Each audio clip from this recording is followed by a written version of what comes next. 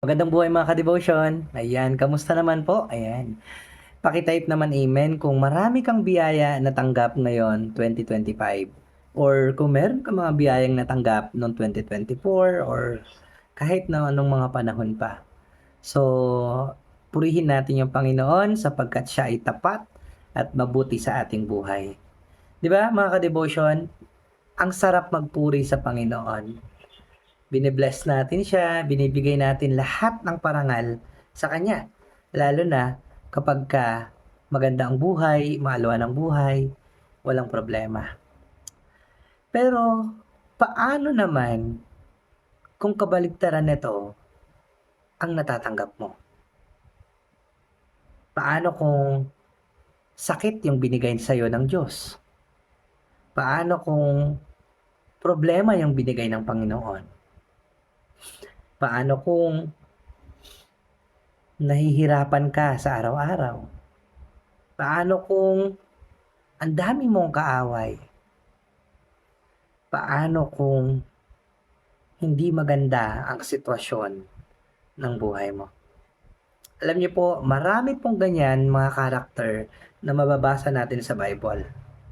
Maraming mga tao na dumaan sa pagsubok, dumaan sa problema, dumaan sa unos ng buhay. Kaya, ang nangyayari sa kanila, kapag ganito yung nangyayari, nawawala na sila sa Panginoon, nawawalan ng pananampalataya. Mga ka-devotion, wag po nating hayaan na maging kagaya tayo ng ibang tao na kapag dumaranas ng problema, mga pasakit sa buhay, ay hindi na nagpupuri sa Panginoon.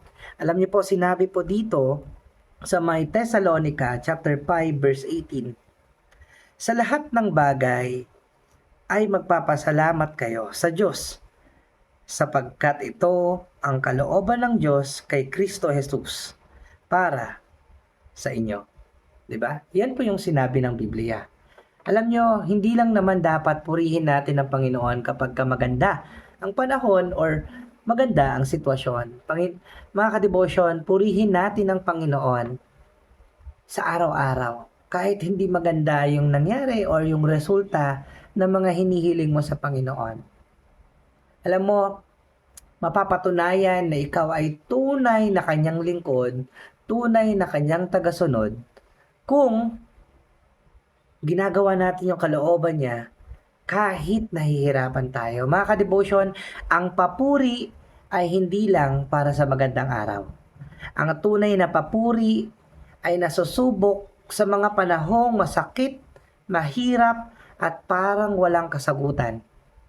Mga ka-devotion, minsan hindi natin maintindihan kung bakit may sakit, kung bakit may kakulangan, or kung bakit tahimik ang Diyos sa mga panahong kailangan mo siya. Mga ka-devotion, tandaan nyo, ang Diyos ay mabuti. Kahit hindi maganda ang sitwasyon, ang Diyos ay tapat kahit tayo ay napapagod.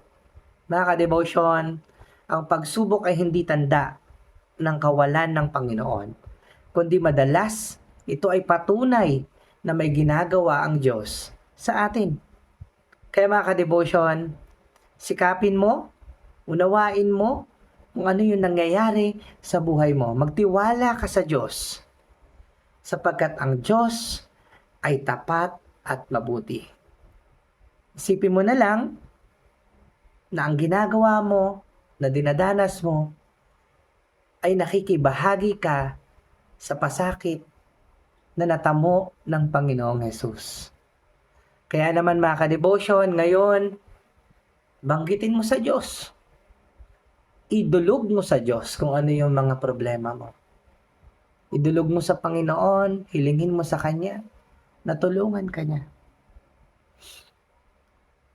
Alam ko na may purpose kung bakit ito yung sinasabi natin ngayon, kaya naniniwala ako na hindi in vain itong mga salita na sinishare natin today.